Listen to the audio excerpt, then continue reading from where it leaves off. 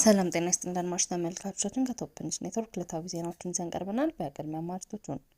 የሲቪል ማህበረሰብ ድርጅቶች ያለ ተቆጣጣሪ መስሪያ ቤት ግልጽ ፈቃድ የሚንቀሳቀሱም ሆነ የማይንቀሳቀሱ ንብረቶችን እንዳያስተላልፉ፣ እንዳይወስዱ፣ እንዳይሸጡ ተከለከለ። የፌዴራል ፖሊስ በቴክኖሎጂ የታገዘ አዲስ የተሽከርካሪ ሰሌዳ ይፋ አደረገ። በፌዴራል መንግስትና በህወሓት መካከል የፕሪቶሪያ የተፈረመውን ግጭት የማቆም ስምምነት አተገባበር የሚከታተል የባለሙያዎች ቡድን ከረፍት በኋላ ዳግም ለስራ መሰማራቱ ተገለጸ። የነዳጅ ክፍያ ተሰብሳቢ ዕዳ ከ200 ቢሊዮን ብር በላይ ደረሰ። የኢትዮጵያ መድን ድርጅት በ6 ወራት ውስጥ 13.8 ቢሊዮን ብር ገቢ መሰብሰቡን አስታወቀ። የሲቪል ማህበረሰብ ድርጅቶች ያለ ተቆጣጣሪ መስሪያ ቤት ግልጽ ፈቃድ የሚንቀሳቀስም ሆነ የማይንቀሳቀስ ንብረቶቻቸውን እንዳያስተላልፉ፣ እንዳያስወግዱ ወይም እንዳይሸጡ ተከለከሉ። ክልከላውን የጣለው የሲቪል ማህበረሰብ ድርጅቶች ባለስልጣን ትዕዛዙን ተላልፈው በሚንቀሳቀሱ ድርጅቶች ላይ ተገቢውን እርምጃ እንደሚወስድ አስጠንቅቋል።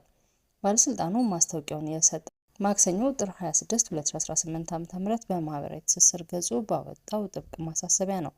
በ2011 ዓ.ም በተሻሻለው የሲቪል ማህበረሰብ ድርጅቶች አዋጅ ድርጅቶቹ ከየትኛውም ህጋዊ ምንጭ ሀብትና ንብረት በማሰባሰብ በህጋዊና ሞራላዊ ዓላማዎች ላይ ተሰማርተው መስራት እንደሚችሉ ይደነጋል። የሲቪል ማህበረሰብ ድርጅቶች በተመዘገቡበት ዓላማ መሰረት ስራቸውን ማከናወን የመቆጣጠር ኃላፊነት በአዋጅ የተሰጠው ባለስልጣኑ በህዝብ ስም የሚሰበሰብ ሀብትና ንብረት ለህዝብ ጥቅም መዋላቸውን የመከታተል ኃላፊነት ተጥሎበታል። ባለስልጣኑ ሁኔታዎችን በማጥናትና ተጽዕኖችን በመተንተን ለድርጅቱ ድጋፍና ቁጥጥርም ያደርጋል። እነዚህ ኃላፊነቶች መሰረት በማድረግ የሲቪል ማህበረሰብ ድርጅቶች ንብረትን የማጣራትና የመዝገብ ስራ እያከናወነ መሆኑን መስሪያ ቤቱ ገልጿል። ባለስልጣኑ በስም የዘረዘራቸው የሲቪል ማህበረሰብ ድርጅቶች ሀብታቸውን እንዲያስመዘግቡ ጥሪ እያደረገው ባለፈው ጥቅምትና ታህሳስ ወራት ነበር። የፌዴራል ፖሊስ በቴክኖሎጂ የታገዘ አዲስ የተሽከርካሪ ሰሌዳ ይፋ አደረገ። የኢትዮጵያ ፌዴራል ፖሊስ በቴክኖሎጂ የታገዘና አዲስ የፖሊስ ተሽከርካሪ ሰሌዳ ስራ ላይ ለማዋል ማቀዱን አስታውቋል። ኮሚሽኑ በሰጠው መግለጫ አዲሱ የተሽከርካሪ ሰሌዳ በቀድሞው አሰራር ውስጥ ይስተዋሉ የነበሩ የአሰራር መዘበራረቆችን፣ አለመጣጣሞችን ሙሉ በሙሉ ለማስቀረት ታስቦ የተዘጋጀ መሆኑን ገልጿል። የፌዴራል ፖሊስ የሎጂስቲክስ መምሪያ ኃላፊ ረዳት ኮሚሽነር እሸቱ ፊጣ ይህ የሰሌዳ ቁጥር ለውጥ ተቋሙ ራሱን ለማዘመን እያከናወነ ያለው የሰፊ የሪፎርም መርሃ ግብር አካል መሆኑን ገልጿል። ፖሊስ በማህበራዊ ትስስር ገጹ ባሰራጨው መረጃ አዲሱ ሰሌዳ የቀለምና የቁጥር ለውጥ ብቻ ሳይሆን ከዘመናዊ ዲጂታል ስርዓት ጋር የተገናኘ በመሆኑ ለክትትልና ቁጥጥር ስራ መቺነት እንዳለው ተገልጿል። ለዚህም በተጨማሪ ሰሌዳዎቹ ከፍተኛ የደህንነት ሚስጥር ያላቸውና በህገወጥ መንገድ ሊባዙ የማይችሉ በመሆናቸው ለስርቆትና ለተለያዩ አላግባብ መጠቀሚያዎች እንዳይጋለጡ ያደርጋልም ተብሏል። ይህ አዲስ የሰሌዳ ስርዓት ለህዝብ የሚሰጠውን አገልግሎት ቀልጣፋ፣ ግልጽነት የተሞላና ተጠያቂነትን የሚያሰፍን እንደሚያደርገው ኮሚሽኑ ገልጿል። የፌዴራል ፖሊስ ኮሚሽነር ጀነራል ደመላሽ ገብረ ሚካኤል በበኩላቸው የአዲሱ ሰሌዳ ዝግጅት በስኬት መጠናቀቁን ገልጸው በፖሊስ የምዝገባ ስርዓት ውስጥ የዚህ አይነት ቴክኖሎጂ የመጀመሪያ መሆኑን ጠቁመዋል። ይህም ኢትዮጵያ በጎርጎሮሳውያኑ 2030 ወደ ዲጂታል ስርዓት ለመሸጋገር የምታደርገውን ጥረት የሚያግዝና የፖሊስን የሎጂስቲክስ አቅም ከወረቀት ንክኪ ነፃ ወደ ሆነ ዲጂታል አሰራር የሚያሸጋግር መሆኑን ተመላክቷል።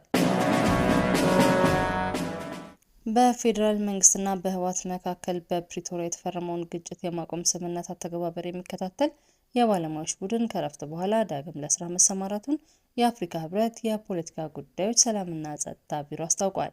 የባለሙያዎች ቡድኑ የስምምነት አፈጻጸምን የመከታተል ወሳኝ ተግባራትን እንደገና ጀምረዋልም ብለዋል። የአፍሪካ ህብረት የፕሪቶሪያ ግጭት ማቆም ስምምነት አፈጻጸምን የመከታተልና የማረጋገጥ ኃላፊነት የተሰጠው ተልዕኮ ይፋ ያደረገው በታህሳስ 2015 ዓ.ም ነበር። ለዚህ ተልዕኮ ስር የተካተቱ ከኢትዮጵያ፣ ኬንያ፣ ናይጄሪያና ደቡብ አፍሪካ የተውጣጡ 21 ወታደራዊና የሲቪል ባለሙያዎች ኃላፊነታቸውን ሲወጡ ቆይተዋል። ባለሙያዎቹ ቁጥጥር ከሚያደርጉባቸው ሂደቶች መካከል በውጊያ ሲሳተፉ የነበሩ ኃይሎች ትጥቅ መፍታት፣ እንዲበተኑ ማድረግና ከህብረተሰቡ ጋር መልሶ ማዋሃድን የሚመለከት አንዱ ነው። ከቀያቸው የተፈናቀሉ ሰዎችን መልሶ ማስፈር፣ ከኢኮኖሚና ማህበራዊ አገልግሎቶች ዳግም መጀመር፣ የሰብአዊ እርዳታ አቅርቦትን ማመቻቸትና የሰላማዊ ሰዎችን ደህንነት ማስጠበቅ የተመለከቱ ጉዳዮችም ባለሙያዎቹ የሚከታተሏቸው ኃላፊነቶች ናቸው።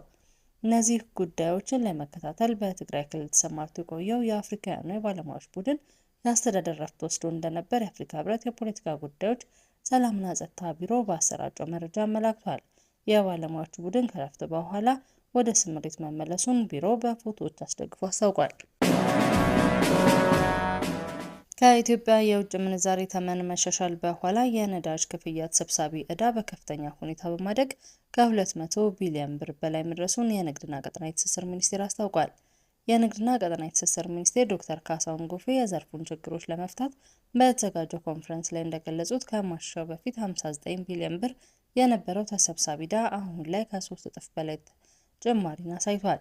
መንግስት ለነዳጅ ግዢ በዓመት እስከ 700 ቢሊዮን ብር የሚመድብ ቢሆንም ይህ እያደገ የመጣውን ዕዳ ለሀገሪቱ የልማት ትልቅ ተግዳሮት እየሆነ መምጣቱን ሚኒስቴሩ ገልጸዋል። ይህ ፈታኝ ሁኔታን ለመቀልበስ መንግስት ቀደም ሲል ይከተል የነበረውን በብድር ለኩባንያዎች ነዳጅ የማከፋፈል አሰራር በማስቀረት ኩባንያዎች ለነዳጁ ቅድመ ክፍያ እንዲፈጽሙ የሚያስገድድ አዲስ መመሪያ ተግባራዊ አድርጓል። አዋጅ ቁጥር 1333/2017ን መሰረት ያደረገው ይህ እርምጃ የሀገርን ጥቅም ለማስጠበቅ የተወሰደ ቢሆንም በዘርፉ ላይ የሚስተዋሉ መዋቅራዊ ችግሮችን እስካላስወገደ ድረስ ውጤታማ ነን ማለት አንችልም ሲሉ ዶክተር ካሳሁን በቅንጅት የመስራት አስፈላጊነትን አጽንኦት ሰጥተዋል። ነዳጅ ለሀገር ደህንነትና ለኢኮኖሚ እንቅስቃሴ ወሳኝ ስትራቴጂካዊ ምርት በመሆኑ ወቅታዊ ተግዳሮቶችን በአዋጅና መመሪያ መሰረት መፍታት እንደሚገባ ሚኒስቴሩ ጥሪ አቅርበዋል። በሌላ በኩል የነዳጅ አቅራቢ ኩባንያዎች የንግድ ማህበራት አዲሱ የቅድመ ክፍያ አሰራር በስራ ካፒታላቸው ላይ ጫና እየፈጠረ መሆኑን በመግለጽ ቅሬታቸውን እያሰሙ ይገኛሉ። የኢትዮጵያ መድን ድርጅት በ6 ወራት ውስጥ የ13.8 ቢሊዮን ብር ገቢ መሰብሰቡን አስታወቀ። የኢትዮጵያ መድን ድርጅት በ2018 በጀት ዓመት የመጀመሪያው 6 ወራት ውስጥ የ13.8 ቢሊዮን ብር አረቡን መሰብሰቡን አስታውቋል። ድርጅቱ ጥር 25 2018 ዓ.ም በሂልተን ሆቴል የ6 ወራት የስራ አፈጻጸሙን በገመገመበት ወቅት በግማሽ ዓመቱ ከ13.8 ቢሊዮን ብር በላይ መሰብሰቡን ካለፈው ዓመት ተመሳሳይ ወቅት ጋር የ48 በመቶ እድገት ማስመዝገቡን አስታውቋል። ይህ አፈጻጸም ድርጅቱ በአጠቃላይ የመድህን ዘርፉ ያለውን የገበያ ድርሻ ወደ 45.7 በመቶ ከፍ እንዲያደርግ ማስቻሉን ተመላክቷል። የድርጅቱ ዋና ስራ አስፈጻሚ አቶ ቢል ታደሰ ባለፈው ሙሉ በጀት ዓመት በጥቅሉ ከሰበሰበው አረቦን በግማሽ ቢሊዮን ብር የላቀ አረቦን በ6 ወራት ብቻ መሰብሰብ መቻሉን አስታውቋል። ዋና አስተዳዳሪው በአሁኑ ወቅት የድርጅቱን የአሰራር ለውጥ በማድረግ ላይ እንደሚገኝና የ50 ዓመት የወርቅ ኢዮቤልዩ ክብረ በዓልን በማስመልከት ባለበት ወቅት እንዲህ ያለ አመርቂ ውጤት ማስመዝገቡ እጅግ የሚያስመሰግን መሆኑን ጠቅሰዋል። ዋና ስራ አስፈጻሚው ድርጅቱ ለዚህ ስኬት ላበቁት ደንበኞቹ፣ ሰራተኞቹና የኢንዱስትሪ አጋሮቹ ምስጋና ያቀረበ ሲሆን ወደፊትም ድርጅቱ በቀልጣፋ አሰራር በመታገዝ የኢንዱስትሪውን እድገት የበኩሉን አስተዋጽኦ ማበርከቱ እንደሚቀጥል ገልጸዋል።